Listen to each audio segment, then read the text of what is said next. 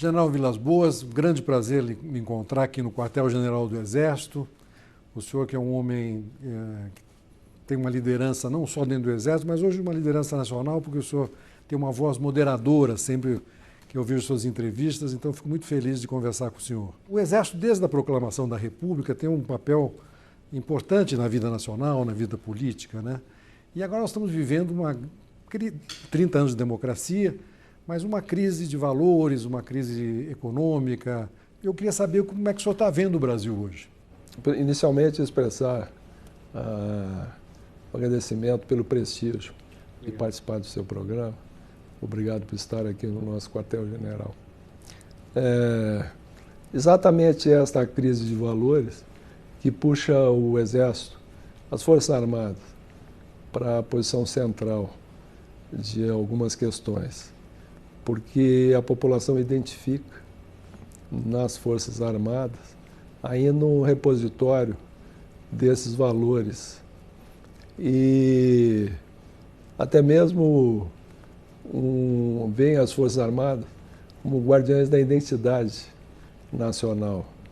E esse talvez é um dos aspectos mais preocupantes da crise que nós estamos vivendo, porque me parece que ela começa a afetar a nossa autoestima e também a descaracterizar a nossa identidade nacional. Por isso ela realmente é muito séria hoje em dia. Agora, essa questão do Exército ter esse papel é bom e não é bom, né, general? Porque na democracia o Exército tem que estar, digamos, no seu lugar, apoiando o processo democrático, né? E não sendo, digamos assim, central nesse processo, né? Você vê que, Roberto, que nas pesquisas de opinião, o Exército, as Forças Armadas, né? Elas, mais de 43%, por aí 45% da população deseja uma intervenção militar, intervenção política, né? Não essa do Rio de Janeiro. Você vê ruim, né, general? Você vê que isso é mais do que a intenção de votos de qualquer um dos candidatos. E isto é negativo, do ponto de vista de como o país se vê e do que ele aspira. Isso eu vejo como muito negativo. E agora o senhor vê como essas coisas são ondas, né? Porque quando, em 84, 85, quando acabou o período militar, o Exército estava lá embaixo, né? Agora, nesses anos, realmente ressurgiu, né?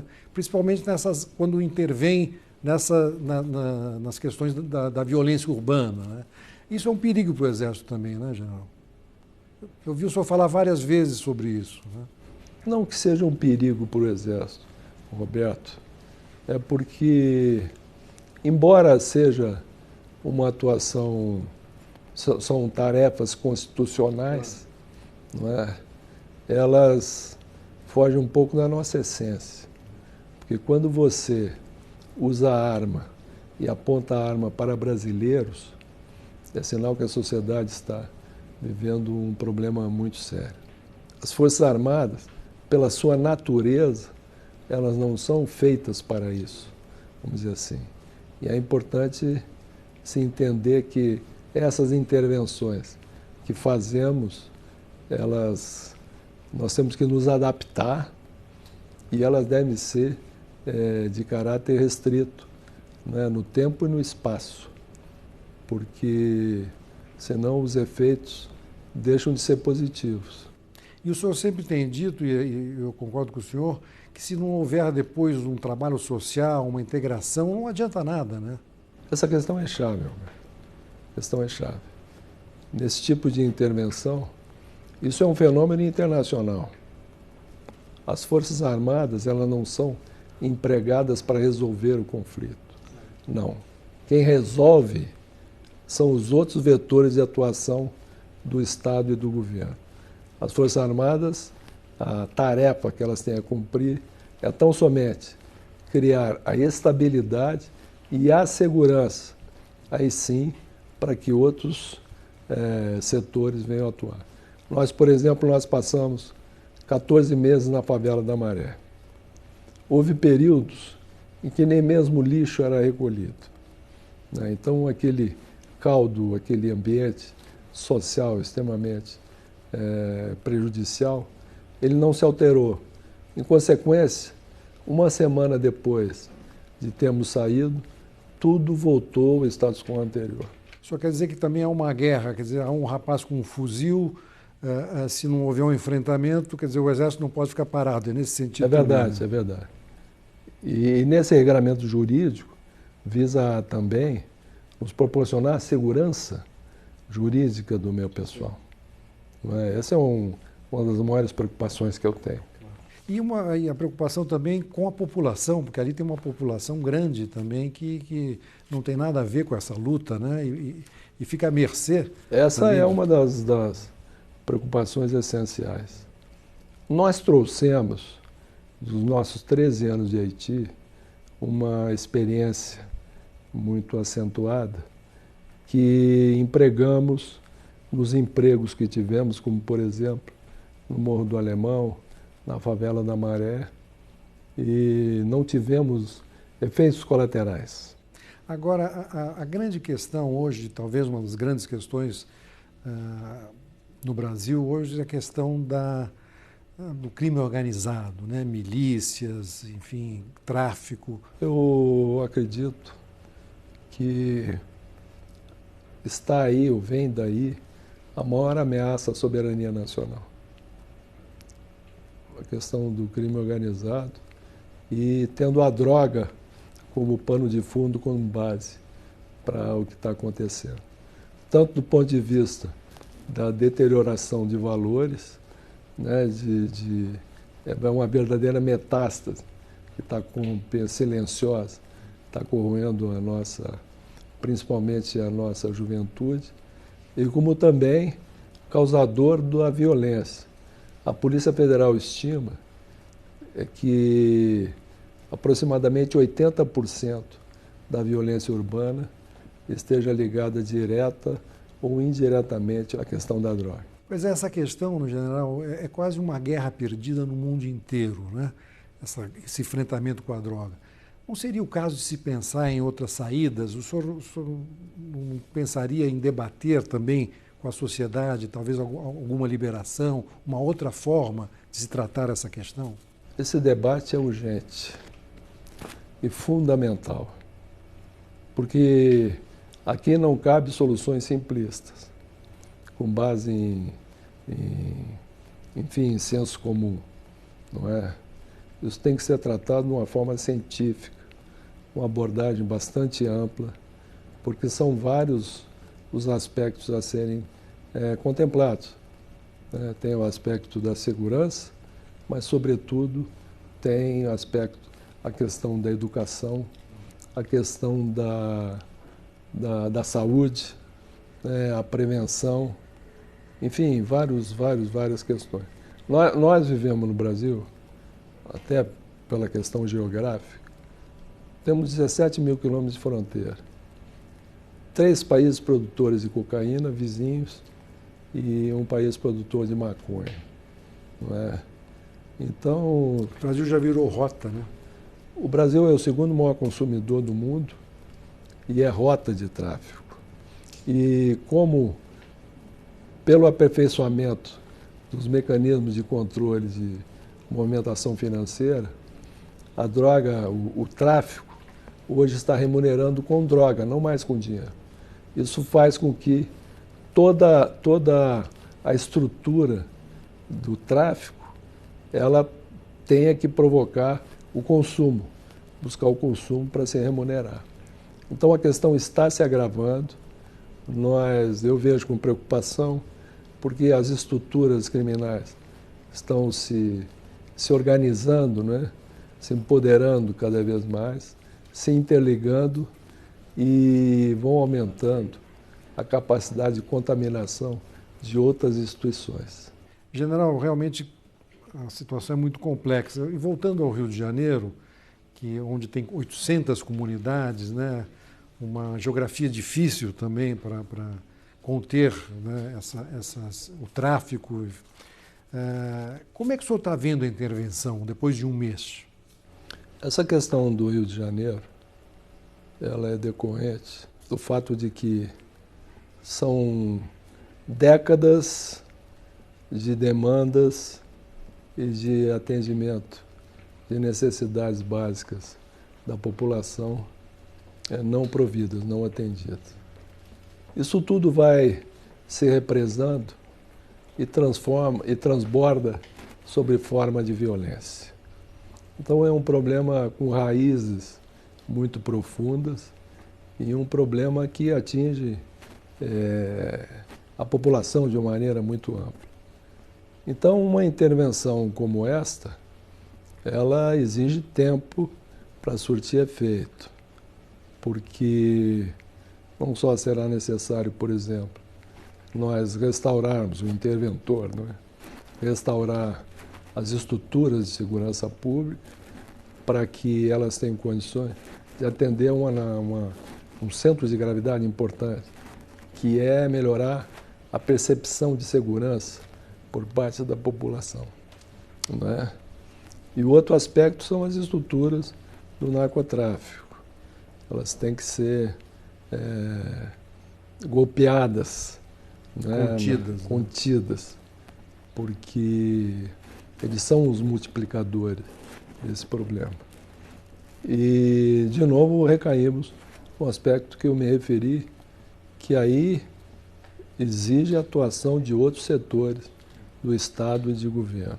Quer dizer, general, que na verdade nós precisamos de um grande mutirão, quer dizer, toda a sociedade, incluído exército, enfim, setores civis, todos os setores da sociedade, né, marchando numa direção, né? Está faltando essa integração no Brasil, né? Retornando, por exemplo, à questão da droga, há que haver uma abordagem assim ampla, né, bem sistêmica, e com base em estudos, em diagnósticos, para que todas as fases, todos os setores, eles sejam atingidos. E aí a integração no combate ao crime organizado é fundamental, porque o crime se transnacionalizou. E nós temos as nossas estruturas contidas no espaço dos Estados da Federação. Então nós temos que ir além. Tem que haver uma integração em âmbito nacional, não só uma integração geográfica, mas a integração de setores de atuação, como tem que haver uma integração internacional também. Nenhum país, por si só, terá capacidade de conter esse problema se não houver um sentido de cooperação internacional. Voltando para a questão das Forças Armadas, né?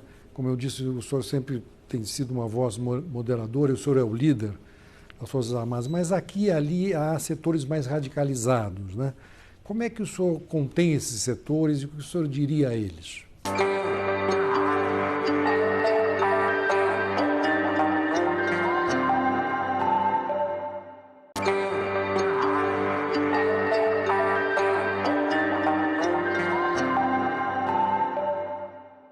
Voltando para a questão das Forças Armadas, né? Como eu disse, o senhor sempre tem sido uma voz moderadora, e o senhor é o líder das Forças Armadas, mas aqui e ali há setores mais radicalizados, né? Como é que o senhor contém esses setores e o que o senhor diria a eles? Esses setores mais extremados, tanto do espectro, né, de um lado como do outro, eles se aproximam e se alimentam mutuamente. E o problema é que eles perdem a capacidade de dialogar com a sociedade e também de expressar demandas dessa sociedade. E, inclusive, nós temos partidos que estão com esse problema. Perderam a capacidade de interpretar as demandas da sociedade e dialogar com ela, estão dialogando somente com as suas militâncias. Por isso, a importância de nós termos, elaborarmos bases de pensamento e vamos torcer para que surjam lideranças com capacidade de operar essas bases de pensamento para que atendam às necessidades da sociedade e que a sociedade se sinta representada. Não é? Porque o problema é que esses extremos acabam representando realmente setores da sociedade que de outra forma não veem as suas as suas demandas atendidas. E o risco, justamente nesse momento, de aparecerem aventureiros, porque é muito fácil dizer prende, arrebenta, né, mata, quando a solução não é essa, né, general? Exatamente, é isso mesmo. Nós vamos ter eleições esse ano, né, é um ano fundamental para o Brasil, né, e o Brasil justamente está em busca dessa liderança, digamos, de centro, que consiga levar esse país, né? E tanto na esquerda como na direita nós temos candidatos extremados, né? Isso o senhor vê com preocupação? Mas o senhor acha que o senhor disse que eles se encontram de alguma forma, né? Mas o senhor acha que essas vozes vão permear a sociedade?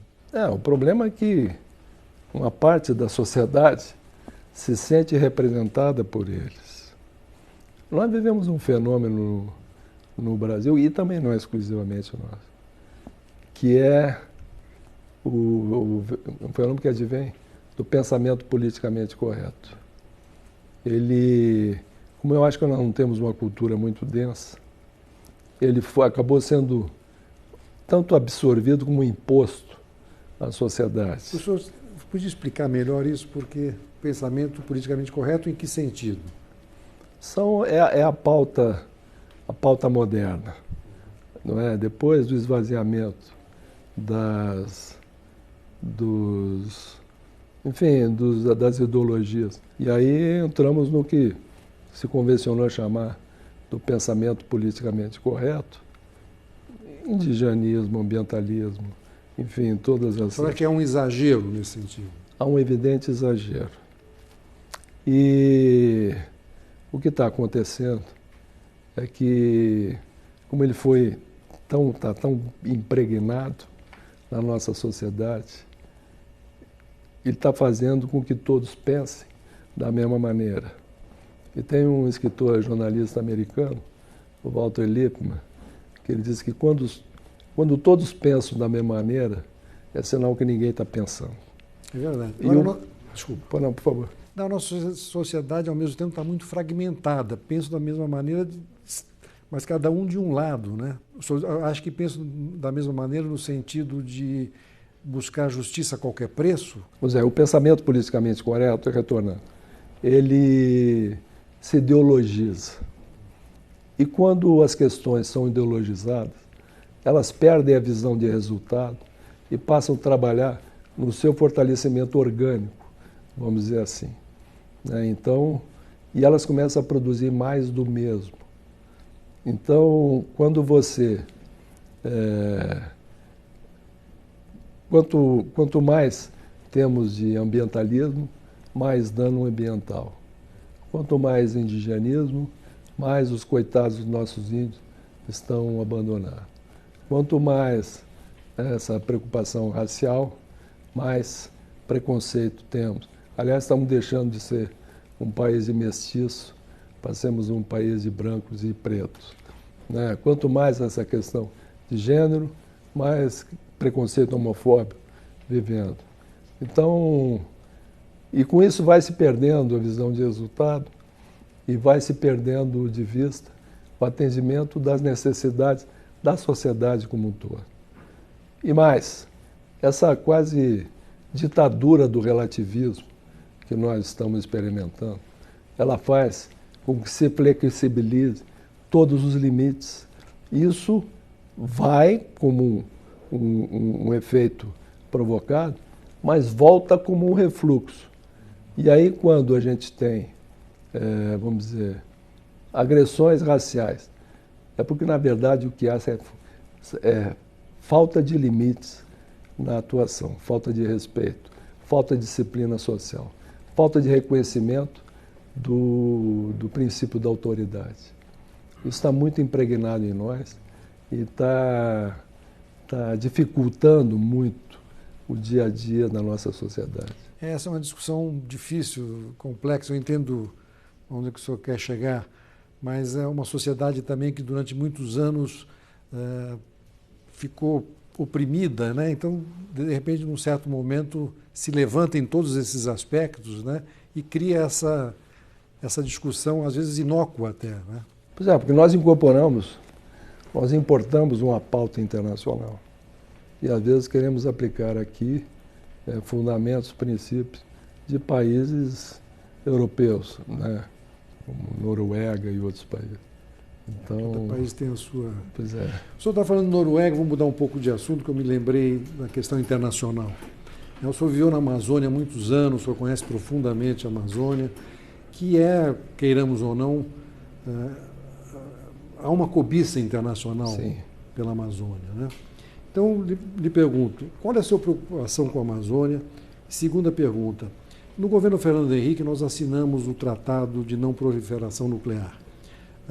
O Brasil é um país imenso, um país que precisa ter uma arma de dissuasão. Verdade. Né? Não é um erro não foi um erro nós termos assinado esse tratado?